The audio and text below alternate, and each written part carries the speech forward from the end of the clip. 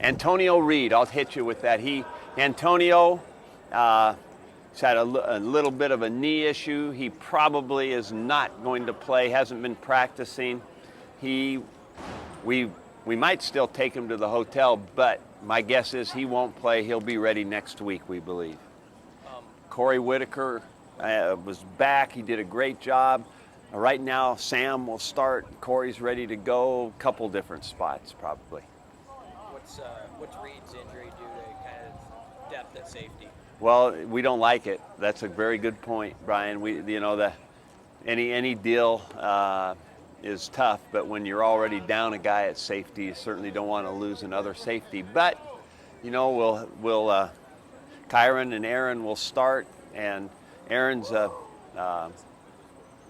possible nickel, as is Josh Kalu will be a nickel. So if we stay okay with the health with the guys that we have, we'll be okay. Not a lot of depth right now. Any other injury news or anybody? No, pretty good. Pretty good. We're at this stage at the end, we're pretty darn good. Mike, you had Keith back today for the first time. Is he back? Yeah, Keith is back today, and I know the players, everybody was glad to see him, and so the football coaching part of it during practice will be pretty consistent from here on out. Obviously, he will not be at the game on the sidelines. How did he kind of have a moment with the team? Just him and them? He did. He talked to the team. He talked to the staff today, both. It was well done. How'd you feel about it? How does he feel? Or? How'd you feel? Well, my initial deal is it's a mistake that we can't have in our program, and I don't want a program that is high maintenance. That we want to represent everybody in this state at the highest level. So the situation we don't like, we like the guy, and we know he knows, and we all know it was a terrible mistake, and that's understood forever. That's why it took so much thought, time, people to make a final decision on it. I mean, that's hard to do, but I'm glad for the opportunity he has now. It's up to him. On Monday, Jordan Westerkamp said that when he came back, he expected it to be a jolt for the team. Was that what it was like? Did he bring kind of that energy right from the get-go back to practice? Yes, he does. There's no doubt about it. He is a well-liked person throughout our team, and particularly the wide receivers were obviously the hardest hit right off the bat. I could tell the first day of stretch when we started practicing and Keith wasn't here. That group was painfully obvious about how they felt. Mike, have you decided on the weekly Sam Foltz captain? You said there was going to be Yes, but I haven't told the team yet, so you'll find out. We'll have Keith. How should we do that? Word, Keith. Yeah, I'll probably announce it at the end of practice tomorrow, and so Keith can put it out from there. What advantage does being able to pay for the parents to come on the visits to Nebraska? I think it's an awesome rule. We should have had it forever. It's one of those things that I really like it when the parents come. I think that families handle recruiting and decisions differently. Some of them is obviously a group decision, lots of input, lots of different stuff going on. Some of them make it known that, hey, he's going to make the decision. We just want to be a part of it and know. So it's all different. But I want everybody, we want to be totally transparent, love the parents here, want them to see it, want to know what this is all about in all the ways. I love it, and I don't think it's been fair. I think that if a guy wants to see a school, know everything about it, his parents should be in on it. We should be able to pay for it, and in the unfairness part of it really hits home when you are a little bit rural.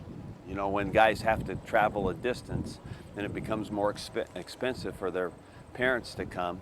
This I think evens things out a little bit. Speaking generally, what kind of an opportunity is this weekend for you guys in the recruiting trail with Labor Day and a pretty big group of guys? Yeah, we're excited about that. This is this is our world. We recruit and we coach, and so to have a good number of players coming in for the first game, it's a big deal for us. A lot of work goes into getting those guys here, and then the finishing completion part of it. You know, the continued recruiting. What's the balancing act for you specifically on a Saturday with your team and the future guys you want? Well, you know, I've always tried to maintain a vision to our players that they are. This is the most important part of this weekend is about our own team. I think even players at some point do understand that we do have recruits, and it's important to the future of the program. They take some part in it. I do too, you know. But I try to keep a real close eye on making sure that they know where my main focus is. Mike, that first punt on Saturday, have you decided you're going to do anything special with that? On that first punt, yes, we have, and we will. Hey, there's been, some conversation about how you guys chose to practice this camp. Yeah. That there was a focus on technique and maybe even to some degree injury prevention. Do you think that style is going to pay off? And kind of what was the thinking behind that? Because some people say it's not as tough of a style as maybe some other teams would do, et cetera, et cetera. Well, I think we actually did things for a shorter duration and fast. Tried to stay fast, and we also did. I don't know.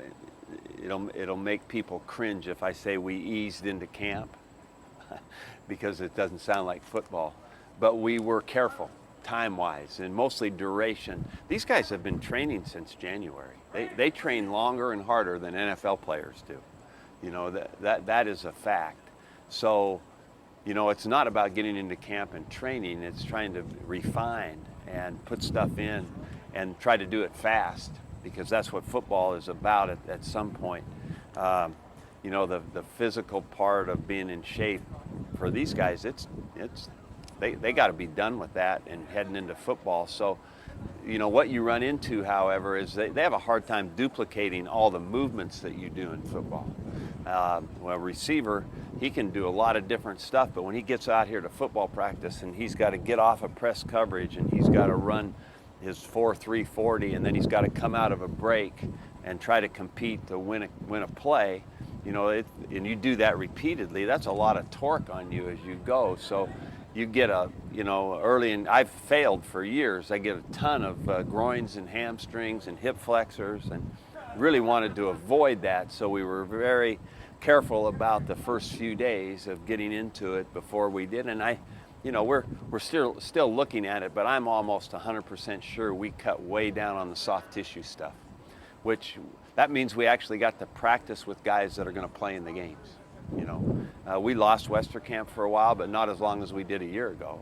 And we lost Zoe for a while, but that was an abdomen thing. It wasn't anything about. So I feel pretty good about it. We'll probably still try to do it differently and better next year, but I think we're on the right track, and I want these guys fresh for the game. Do you put a lot of stock into a lot of hitting, a lot of tackling, a lot of physical contact in camp? Has that changed your stance on that? Well, you know, again, what we do in team periods for the line is virtually, when we go interaction, it's full speed. So for a lineman, you know, we may not be tackling the back, you know, we may not be taking a block outside on the, you know, a receiver blocking a DB. We won't be cutting him to the ground. But when you talk about tight end to tight end or tackle to tackle, that's all full speed stuff. We don't go on the ground to block, but everything else is fast. So we do more than people that just might watch practice. We do more of that than they really know. And then we have done a ton of tackling, the teaching of tackling. I mean, drills every day about tackling technique and about simulating tackling with our team. We hope we've come upon a safer, better way to tackle. That's our goal. And you know, then we had a couple full-fledged scrimmages and done some stuff in practice that I think is pretty close to full-speed tackling. So I think that the balance of that is very finding the perfect one is very elusive to me, but we'll keep trying to as we go. Coach, that being said, I mean, how do you feel about going into this first game? How about what? How do you feel about going into this first game? How prepared do you think? I feel great about going in the game. I think I believe our guys will be fresh, and our goal has obviously been to have them prepared. So if we can play fast and prepared, then we'll be all right. Mike, is Tyron Ferguson, is he a redshirt possibility for you? Yes, he is. I meant to tell you guys that Tyron approached us about redshirting because of Josh Banderas and Chris Webber, and he's absolutely right. So at this point, Tyron will be redshirting. And with this big a weekend for recruiting, how can fans help out? Or how much do they help out? Our fans help out in every which way. You know, the one thing is just by the game itself will be a major help. We think that a night game here in Lincoln, what we've seen of it so far is absolutely unique and different and electric. So that part of it, you know, just our fans being our fans are a big help. You know, all the other parts that they've played a part in, like social media and all that, that's all been well documented on the role that they have played with a lot of players. Thank you, Al. Good to see you.